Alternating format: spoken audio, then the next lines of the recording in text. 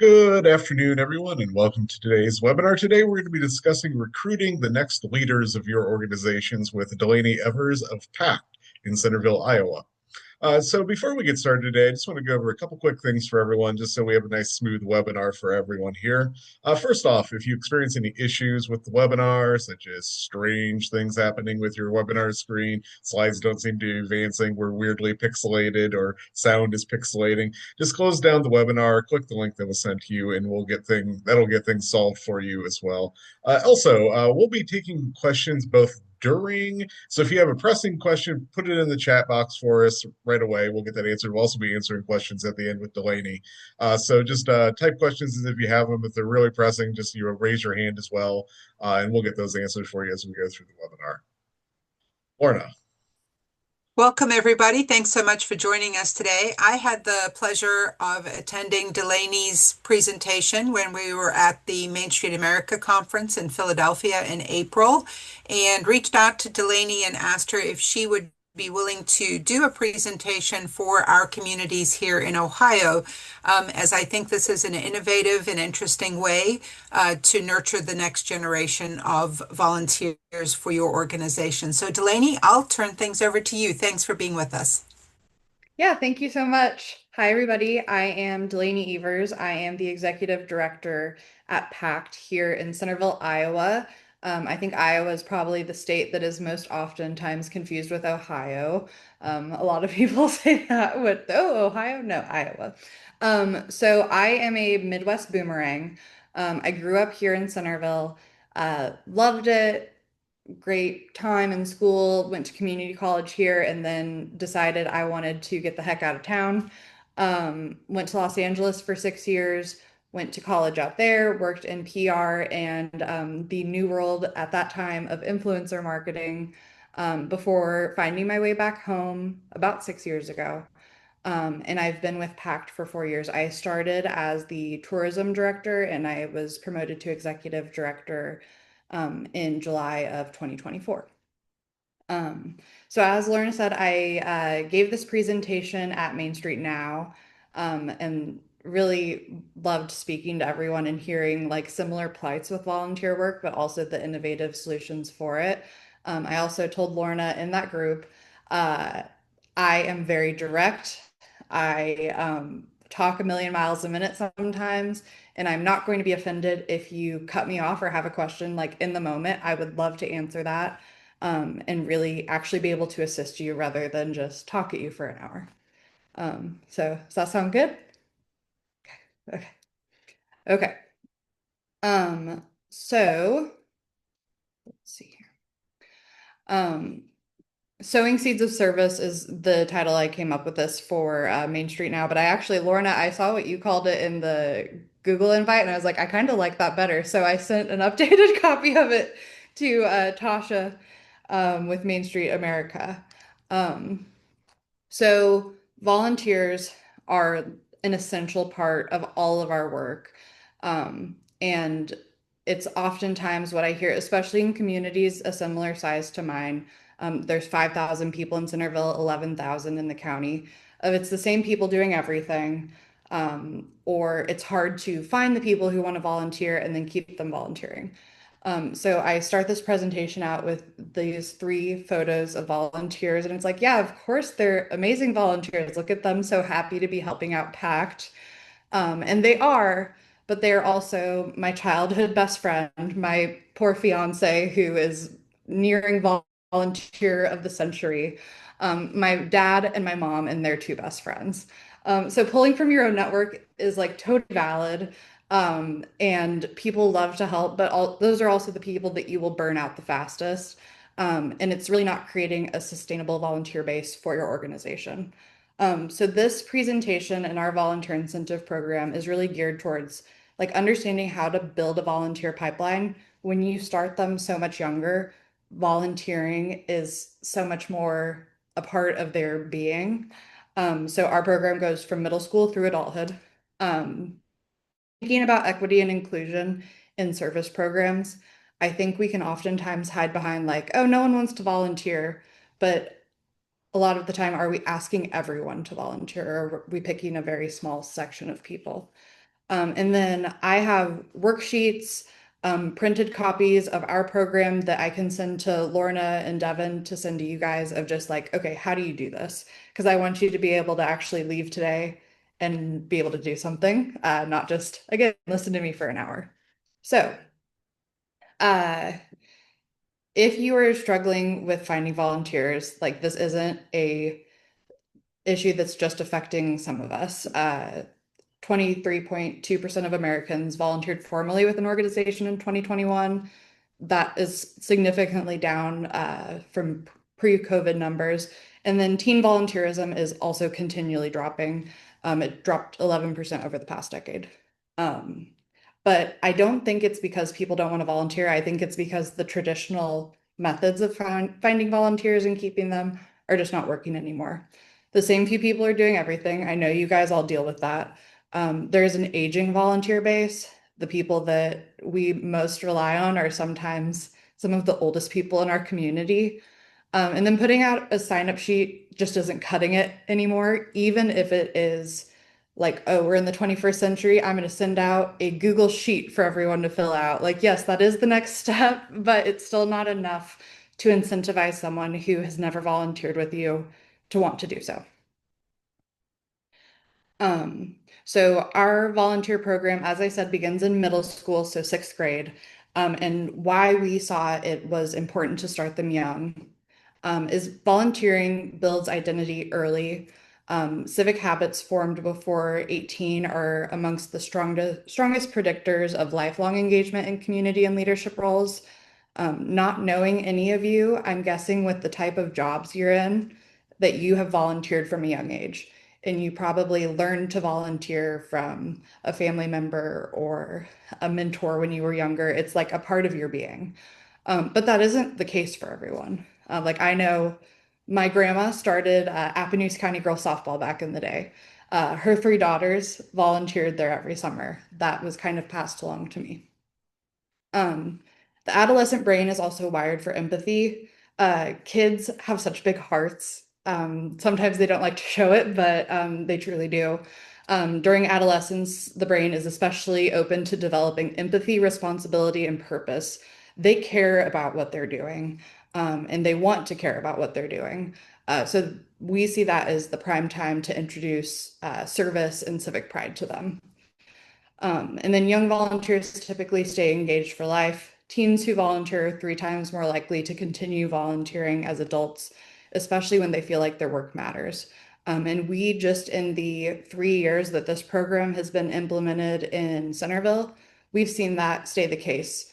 Every kid that has done the ripple effect, which I'll explain in a bit, our middle school program, every single one of them has transitioned to the high school program. We have not had any drop off. And then every graduate of Centerville, Moulton, or Moravia, so our 3 county high schools that has stayed here for community college or immediately entered the workforce, they have all stayed active members of the program. So it's truly getting our claws in them early on, making them love it, and then continuing on from there. Um, okay. So, a little bit about Centerville, because sometimes, I don't know about you guys, but I'll hear presentations and they'll be from like very large metro areas or areas that are a bit more affluent than Centerville. And I'm like, I can't relate to this. I'm sorry. But Centerville, Iowa, roughly 12,000 people in the county. We are also an aging population. The average age is 45.5. Years old. And then the median household income is $51,000 roughly. Some additional context, we are in southern Iowa, about 20 minutes from the Missouri border, and we have the second largest man-made lake in Iowa in our county. So we have a ton of tourism.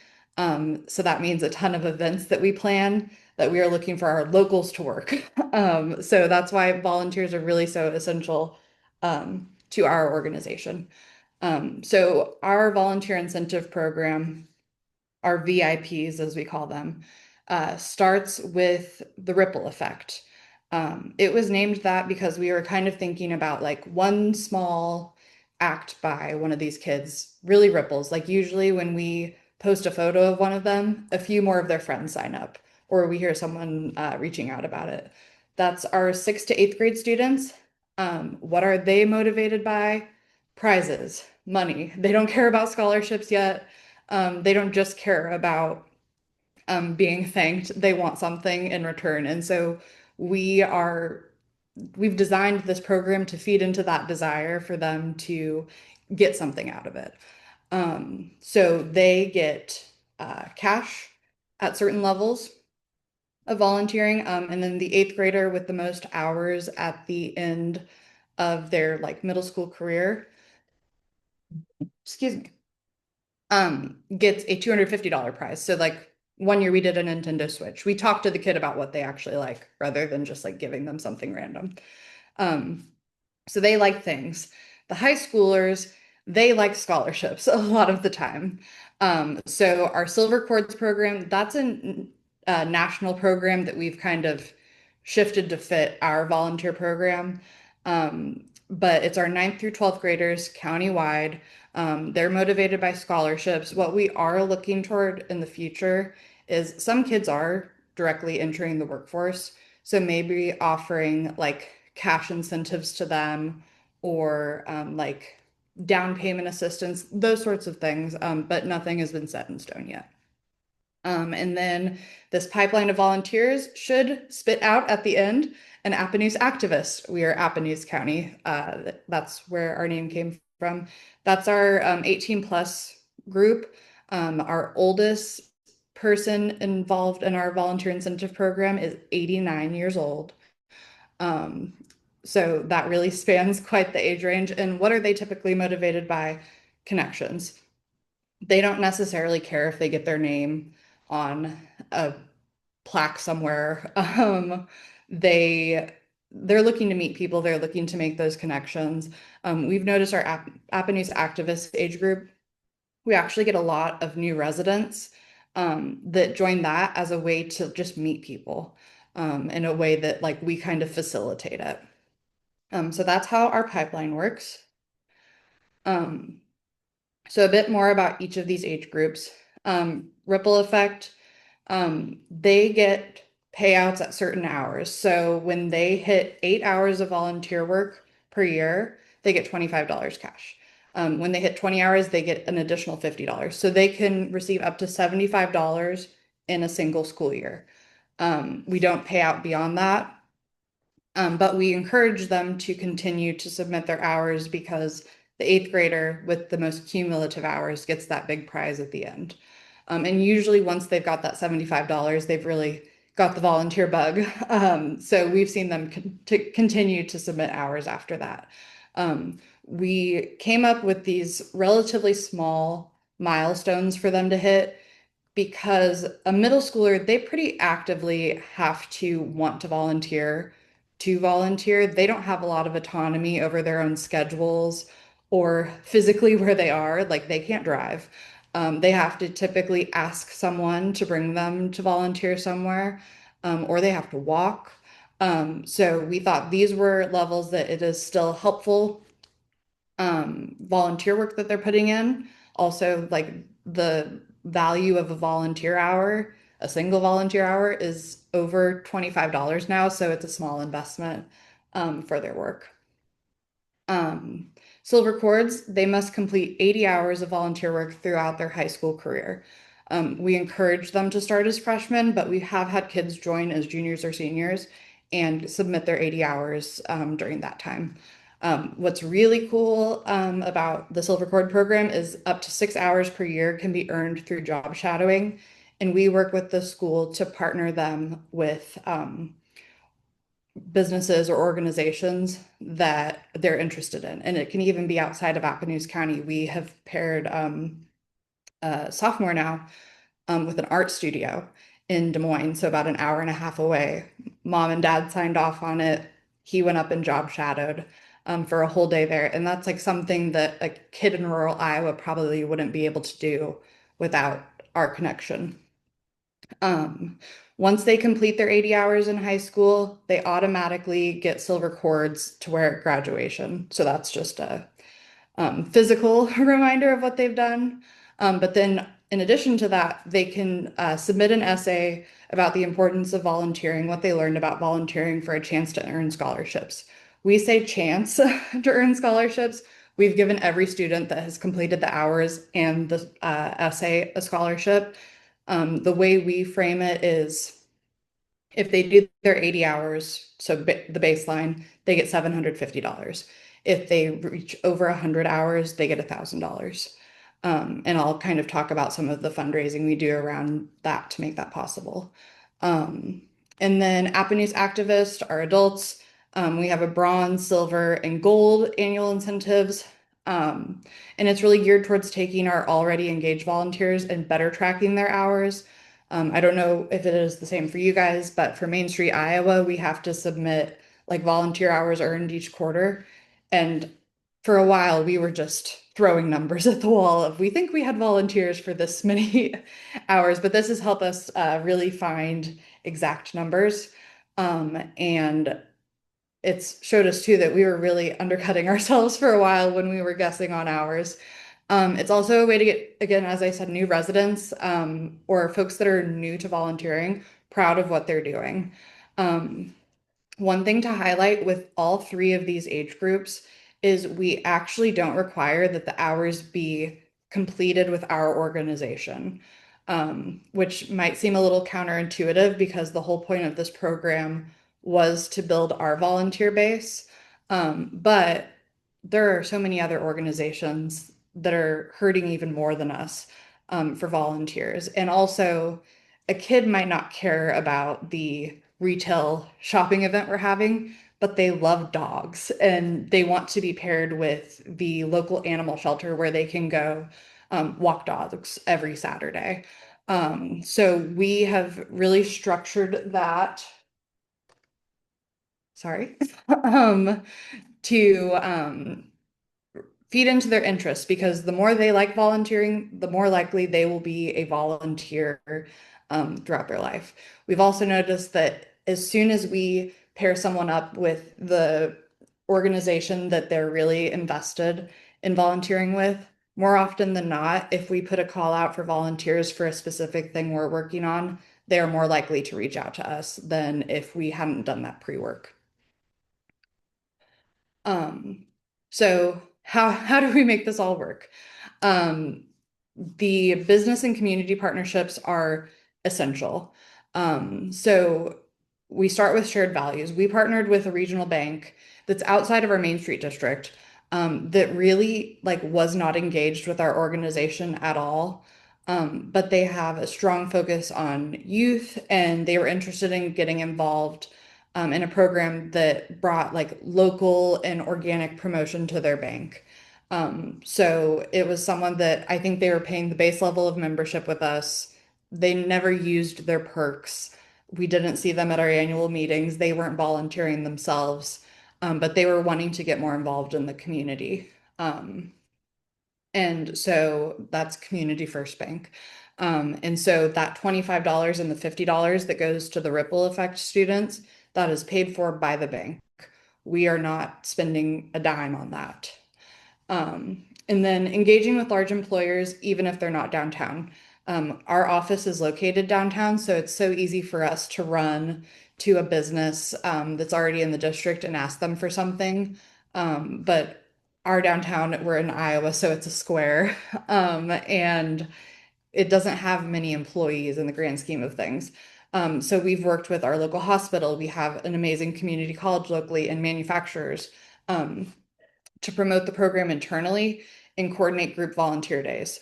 A lot of the manufacturers in our region, this is just one plant of many, and a lot of them have incentives for their employees where maybe you get 16 volunteer hours per year that you get to leave work and get paid for work, but go volunteer somewhere. And almost no one was using those opportunities because they didn't know what to do with them, or they didn't know what to do with like 50 people who want to do something. So we've been the gap in that. And getting them enrolled in that Appanoose activist program has then kept them engaged beyond their one day of volunteering. Um, we have flexible participation. As I mentioned, volunteers can earn hours from any organization in Appanoose County, not just ours. Again, it seems counterintuitive, but it does work. It breaks down the silos between organizations. I'm probably not alone when I am saying, like, we have multiple historic preservation groups. We have a Rotary. We have all of these different foundations that are all trying to do a lot, but they're trying to do a lot on a little. And so we've been able to better engage with them by basically providing volunteers. It's also helped us in limiting duplicated efforts amongst community like engagement organizations in Appanoose County. It gets people in the habit of helping, and it lets people serve causes they truly care about. As I said, the kids, they love the dogs. So they want to go to the animal shelter and help out, and we want to start that at an early age. So then when they're in high school, we can reach out to them to help with our park cleanup, and we know that they're going to be ready to serve. Um, so I like to show these photos as some like very specific examples. So top left, that is Sophia. One really cool thing about our volunteer incentive program, and this is just something we've implemented in the past year, um, is that high school students that maintain a 3.0 or higher GPA can serve on our committees, and they get to leave school and come volunteer because a lot of our committee meetings are over the lunch hour or 8 to 9. They can come serve on a committee, help out, contribute, make their voice heard, get out of school, earn a volunteer hour, and they love it. And they bring up the most valid points that, like, sometimes us adults, we get our blinders on and they'll bring up something that we didn't even think about. So Sophia is an excellent example of that. She also is the mind behind, we have stickers for everything now. High schoolers love, and the middle schoolers, they love stickers. So we've created like specific stickers for specific promotions that they can earn by volunteering. Again, not anything like too profound, but they love it and they're fighting over these stickers. And then second photo on the top, those five awesome young women. So this is me kind of calling you guys out. Do you volunteer with an organization beyond your own? Because I totally get it. We get hung up in our own stuff. But there is a level of hypocrisy when we're not willing to help other organizations. And so I last year started coaching high school girls basketball, which is amazing. I love it. Um, and I coach our YMCA league too. Um, every single one of my basketball players is now enrolled in our volunteer incentive program. The two seniors we had play on our team this past year both graduated with silver cords. So while you volunteering with another organization might not directly help your job, I promise it will create that connection down the line that really will be beneficial to you. Another thing we do at the beginning of the school year, that third photo, is sixth grade downtown day. So all of the kids come up to our square, they visit 10 different businesses, and learn about like job possibilities in Appanoose County. One of those stops is the PACT office, and they are given the pitch on why they should be in the ripple effect. They are sent home with all of the enrollment forms. And oftentimes we have about 30, 40 kids the next day that are enrolled in the program and ready to volunteer in the community. Again, we give them the stickers that, not these, but we say like, I'm a ripple effect kid. And they all go home with that. And then they oftentimes enroll in the program.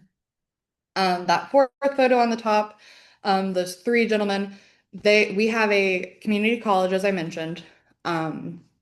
Indian Hills Community College that has an excellent baseball program, as well as 5-time, I'm going to mess this up, like national women's wrestling team. We have some exceptional female athletes that enter this small town in Iowa, and they're all like, what the heck am I doing here? And they've always been super isolated. A lot of the students are international students. They are not able to drive around town. And so they've always been landlocked to that campus, basically. We've partnered with them where we can go pick up students to come volunteer at certain activities. They're all student athletes, so they are incredibly typically adventurous and athletic. So the tree behind those guys, it's 32 feet tall. They are helping with getting the ornaments all the way up with our little lift truck. And they love it. They help us hang the garland every year. Like it's things that we cannot expect those older volunteers to do. And it's an entirely different volunteer pool than we've ever worked with. Um, and then looking across the bottom left photo, um, I, if you would have told me those three guys would have been volunteering with our organization, I would have been like, oh yeah, probably at bike night where like they can hang out at the beverage garden, and do a little setup in exchange for a beer. But those are three guys that I just approached in the store and said, hey, we have this barbecue contest. I know you guys love to grill and smoke meat. Like, would you be interested in being involved? These are guys that have never volunteered in their entire life, and they're all in their 40s and 50s. They have become the most hands-on, important part of our barbecue and brew festival, and they have grown it beyond what I ever thought it was. So that's that engaging with people that you wouldn't necessarily think about. Um, Let's see. The next photo is again just some of those student committee members. They're smiling so big because they got out of an hour of school and got to volunteer with us for an hour. But we have 2 to 3 students per committee. We do have check-ins with the office to say so and so was here at this time and left at this time. So it's pretty well managed. I also understand that wouldn't work in every community. Um, because of like the amount of space that they need to cover. But our high school is 5 blocks away. So it's an easy way for them to get here.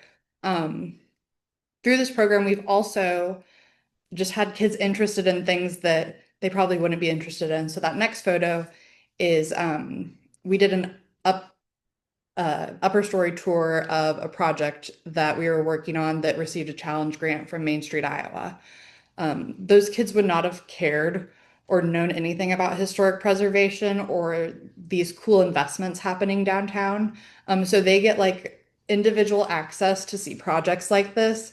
And then I love hearing they'll go back to the school and they'll basically try to reiterate what they heard. And they're just telling people, like, have you seen that building that was empty since we were second graders? Like, it's now a quilt shop and it has this really fancy apartment upstairs. So they're like spreading the good word about what PACT is doing on our behalf to people that we wouldn't necessarily engage with. And then that final photo, those are 7 of our previous Miss Pancake Day contestants. I think Lorna heard my little pitch for Pancake Day. Um, we have a Guinness World Record for the most pancakes served at a single event. It's over 14,000 pancakes. We will be celebrating the 76th annual Pancake Day, the last Saturday in September. I encourage you to come. You can come volunteer, you can come flip pancakes. But what we've done, our pageant, because a pageant is somewhat of an antiquated thought, um, we have really shifted the pageant towards being about, again, civic pride and volunteering. And so we were down pre-COVID to about 5 contestants each year. This year we have 14. Excuse me. And it is because everything they do is volunteer hours they can earn. So almost every student that does the pageant, they get the amount of hours they need just through doing the pageant. As I said, it's the last Saturday in September. They're doing volunteer work now. That photo was taken at Children's Art Fest, which we historically have always had a hard time getting volunteers for because a lot of the young parents that we rely on for volunteering for other activities, they're bringing their kids to this, so they can't volunteer necessarily. We staff this event almost solely off of students now, and it's a great way for them to engage with younger kids and other people in the community, and again, promote what we're doing. So that's kind of just an idea of like some of this in practice. Um, Again, equity and access to volunteers or to volunteering. Um, Consistent community outreach. We regularly visit all three schools in the or school districts in our county, major employers and partner organizations to ensure that everyone hears about these programs. This is the fourth year of it, and there's still people that they're like, what's so and so doing? What's this ripple effect thing? Like, it is consistent messaging that we're having to send out. And I think it will probably never be that everyone knows what's going on. Um, Flexible and accessible sign-up options. Anyone can join the program or sign up for shifts anytime via our website. Kids don't love the phone, and that's totally fine. They can email us, they can sign up directly through Google Forms. But sometimes people like to stop by. Some of our older volunteers, they want to look me in the eye and tell me they're going to volunteer from 12 to 2 on Saturday. So we allow those options for signing up. Multiple channels is more access. We meet people where they are with outreach, ranging from our free volunteer text alert list. So that is just, you can enroll in it, and it is a text that we typically send out more last minute volunteer opportunities. Um, but we have sent out just like, hey, here's everything for July before. And a text really does a whole lot for getting people to actually look at it in comparison to an email. We also have noticed that kids as young as sixth graders oftentimes have cell phones. So it's great because they can get a text from us, but there is no messaging back and forth. It is an alert that they have to take some action with. So we're not, I would feel weird texting kids. We're not doing that. It's more that they just get an alert. Um, and that has been really wonderful for us. We have a dedicated Facebook group that we put shout outs in, we put volunteer opportunities, we put updates on where kids are at for hours, and they like accessing that. A lot of their parents are on that too. Weekly email newsletter. We are really consistently trying to build up the things that we own because Facebook could disappear one day. So that email list, that text list is really essential to us. And QR codes posted around the county for quick info and updates. And I actually, from this, I have a new thing that you guys are the first to see. The kids, this was their idea. So we now have a silver cord keychain that has a QR code that goes directly to the Google form that they have to submit their hours through, because this is also teaching them responsibility. I will not submit your hours for you. You have to tell me where you volunteered, what day, how many hours, and if I think you're lying, who I reach out to confirm the hours. But it's also totally honor system. Like our local student council, they have to have kids or have a volunteer like leader sign off on any hours. A kid submits their hours, and unless I really do some checking, I am believing that they're doing what they say they're doing. And I think treating them like many adults and creating that ownership for them is really important. But the kids said the Google form was too long. They don't like how long they have to how much information they have to put in. So we've pared it down to just 5 questions, basically the who, what, when, where, why. And then as soon as you enroll in Silver Cords, you get one of these. And if you scan this code, it goes directly to the volunteer form. So we just passed these out to kids like a week ago, and a lot of them volunteered at an event this weekend. And it was so funny when their shifts were over, we just saw all of them with their phones submitting their hours, which was like amazing to see because we do put the expectation on them. Again, we're building responsibility and time management. They have to submit their hours. I'm not going to look back through the event that they volunteered for and add them. They also have to submit it in the quarter that they volunteer. So if they're trying to submit something from last Christmas, too bad. You didn't get it in on time. So we're creating a little bit of responsibility there. Um, the program is also inclusive by design. You don't have to have a car. Um, they don't have a resume, a lot of the kids.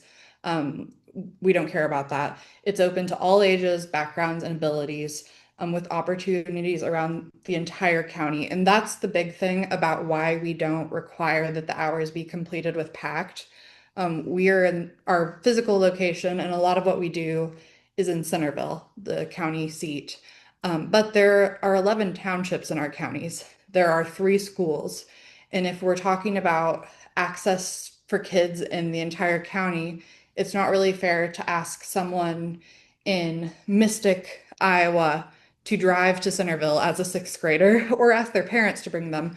But we know that Mystic has a very active cemetery like beautification group that is always looking for kids to weed.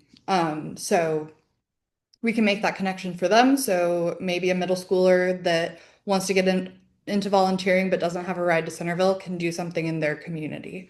So we really have taken the time to find all of those opportunities throughout the county. Oops. Um, so 5 core strategies, and this is kind of just the basic framework to think about. Start early, make it fun. Tie service to social experience and school pride. So we've noticed that again, the middle schoolers, they are staying active as high schoolers, and we suspect them to be active volunteers as adults. We also like we make it fun. Like you can, and I'm the first one to be like this when I'm stressed out at an event, I'm just like, go, go, go, do this, do that. But like, we'll do shout outs on a stage during a barbecue and brew festival of like, shout out to our 8 volunteers who helped out today. We do that sort of thing, the stickers. We also have really great relationships with all of the schools that whenever kids hit certain milestones, we send graphics that they put in their announcement reels on their TVs. Um, we also have a really great relationship. I don't know about you guys, but in Iowa, digital billboards are popping up everywhere. Maybe they've probably been in Ohio a little bit longer, um, but they're expensive. Like it's probably the last thing that any of us want to add to our budget. So we reached out to the local rep for Robinson Outdoors, who does a lot of the billboards in Iowa. And we basically said, hey, will you put in just one biweekly volunteer shout out for a middle schooler, high schooler, or adult that we send you this graphic for? But like we can't pay for it. And they were happy to do that. So that Dane Blazevich graphic, that switches out every 2 weeks on the billboard at our main 2 highways that intersect. And people love it. They'll take like photos like they're celebrities where they're like pointing at their face. And it's fun to see. It's a small investment on our part. Um, and it's really just time that we're investing. Um, Offer incentives that matter. They love community swag. I'm sure most of you have some sort of like local buck. We have chamber bucks. We give those out as thank yous. The scholarships, and then prizes. Um, Partner with employers and banks, leverage the corporate social responsibility programs and team building interest. We have a relatively large remote work population, especially our like younger adults. They maybe work for Wells Fargo, or another larger bank, or Casey's is the big Midwest general store, like remote jobs through that. And a lot of those companies have incentives that people can volunteer for a couple days. So we've tried to make those connections too. Um, be inclusive and accessible, build pathways that work for kids of all backgrounds. Again, we're not expecting a 6th grader to be able to drive throughout the county to get to these opportunities. We're trying to bring the opportunities to them. Um, and then track growth over time. We've helped kids that are entering the workforce as like 15-year-olds. we can help them create service resumes. So they don't have work experience, but I think them showing a local employer when they're trying to become a busser at a restaurant of, hey, I volunteered at these 5 events. That is a resume. They are working. And it has been helpful to them when they're trying to get that first job locally. Um, and then it kind of is a good like business development project for us. Um, So you can build your pipeline. Um, where could your program begin? Assess your current volunteer engagement and demographics, design your program, talk to your stakeholders, identify your resources, and develop a timeline. Because I remember someone, I don't think it was you, Lorna, but someone asked like, how long did this take you to develop? And like, I'm not going to undercut that. Like, this was multi-years in the making. It took a lot of like creating, pulling back, talking to people before we were really able to roll it out.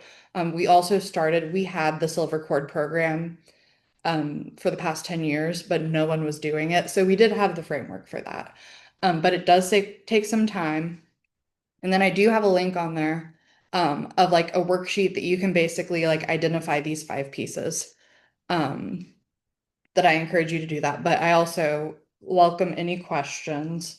Um, and the one thing I did not touch on, and I probably need to add to the slideshow. So for the scholarships, um, we have a Zephy account that locals can contribute to the scholarship fund, and we have 5, 10, and $20 per month recurring donations where it's just automatic withdrawal, so people can set it and forget it. That is the number one uh, kind of fundraising uh, piece we use, but we have done a golf tournament in the past. And we have it on our membership sheets that people or businesses, when they are signing up for their annual membership dues, they can make donations specifically to our Silver Cord Scholarship Fund. That being said, and I think I did say this in the Main Street Now group, was like, we have too many kids now. So we're going to have to do some more significant fundraising. But like, what a great problem to have. Like, I would love to have to struggle to fund scholarships because so many kids are out in the community getting involved. So like, we will cross that bridge as we get to it. But I also think it's easier to fundraise for your youth and your community than other things. So I don't want that to dissuade anyone something like this. So I have talked at you for 40 minutes. And I welcome any questions or ideas or thoughts.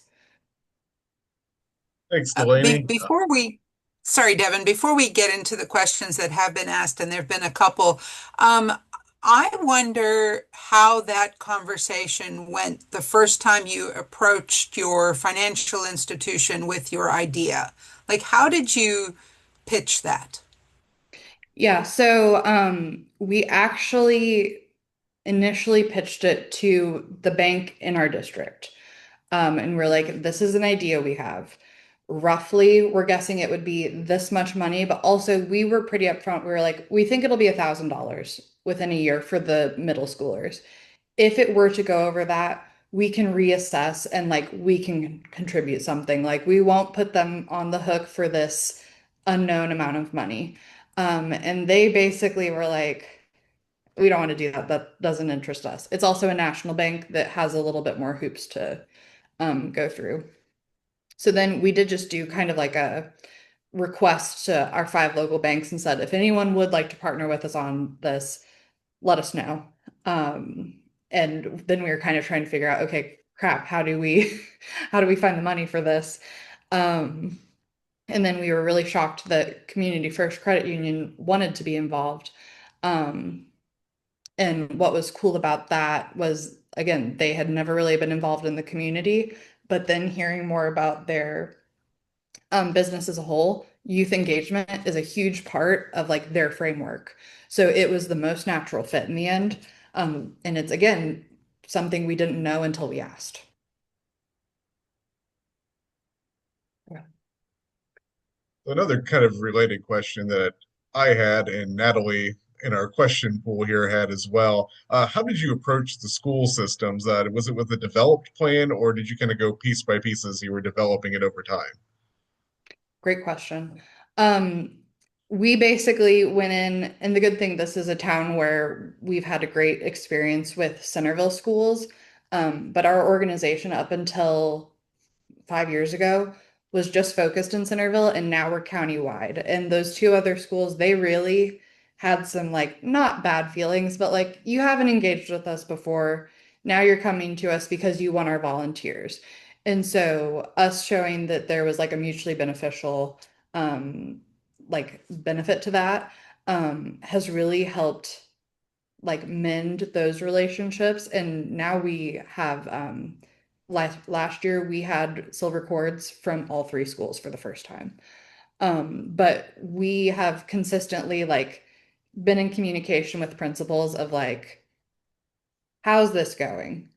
Are we reaching the kids? Like it's a continuous touch base. They all also reach out if they're like, I don't know how this is going. They have all had us come talk to the entire staff too, which they just did that for the first time last year. And that has been huge because we were talking to the kids and like a sixth grader, they're smart. They can interpret a lot of it, but like we'd go talk to them during lunch and then the teachers were at their lunch. And then a parent would ask a teacher about the program. They're like, oh, I don't know. I thought that was only in Centerville. And so we've been able to talk to the teachers, the students, the administration, and that has helped with like continually updating it. So, what did the children like other than stickers? Is our next question. Like stickers. They like food, they like stickers. So I mean the cash, like $25 to a kid here is like sometimes pretty significant. Um, we we don't take that lightly. And so like they love getting a check with their name on it. Like that is truly like something that's really important to them. We make a deal out of it. Like when they're getting their $25, we go to community first. We get out our big novelty check that we typically use for like grants and we say student A, $25, and we like make a deal out of it and they feel so proud.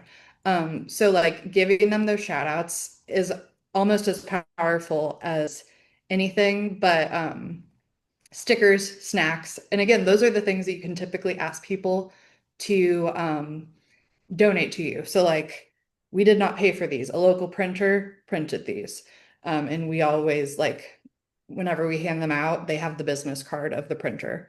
For the snacks, we have two local grocery stores that they're not locally owned, and so it's hard for them to ever give us money, but it's very easy for them to give us 18 packs of chips.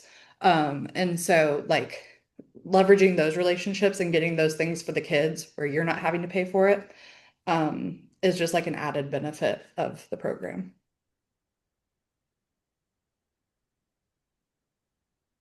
Uh, any other questions from the audience?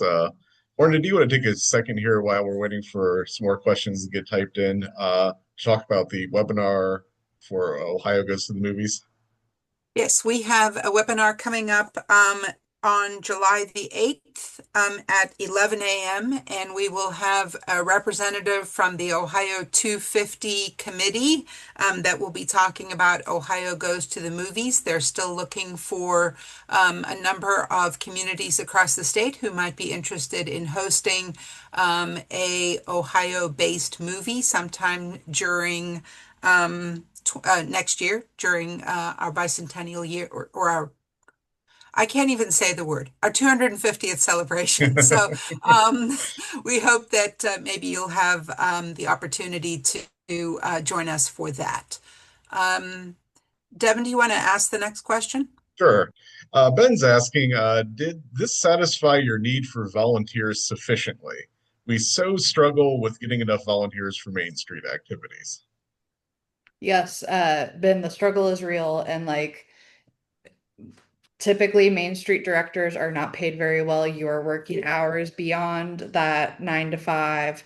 And has significant burnout associated with it. There is high turnover in directors. So it has filled our volunteer need. As I said, we typically end up connecting someone with another organization first based on their interest, but then they end up volunteering with PACT. The one thing that I've seen us struggle with a little bit is the kids are so involved. The kids love it. But as soon as we introduce alcohol to the event, we have to push them in the other direction. And so then saying, okay, adults, we need you to step up. It takes a little bit more hand holding at that point or the phone calls. Again, thinking about who you're reaching out to. The kids don't want me to call them. I don't want to call the kids. They want a message out into the void where they can shoot an email and say, hey, I'll be there. But I know my mom, who is a great volunteer, but she wants a call. She wants a personal phone call of me asking her to be there. So like thinking about who you're talking to and who you're trying to get to volunteer helps. But this program has definitely filled the need of our program. Thanks, Delaney. Kind of thinking about the funding of your scholarship program, have you found it, yeah, you're getting more opportunities that people want to help finance that uh, through donations? Yes, adding the little line at the bottom of our membership form seemed like such a small thing. But it's so interesting. Like we offer membership, but we offer sponsorship for certain activities. And our introductory membership level is $250 a year. And there are some huge companies, huge as in Centerville, the hospital, that stay at that 250 level and they don't want to go any higher. But if they can throw a couple $1,000s at sponsorship for something or the Silver Cord program, they love doing that.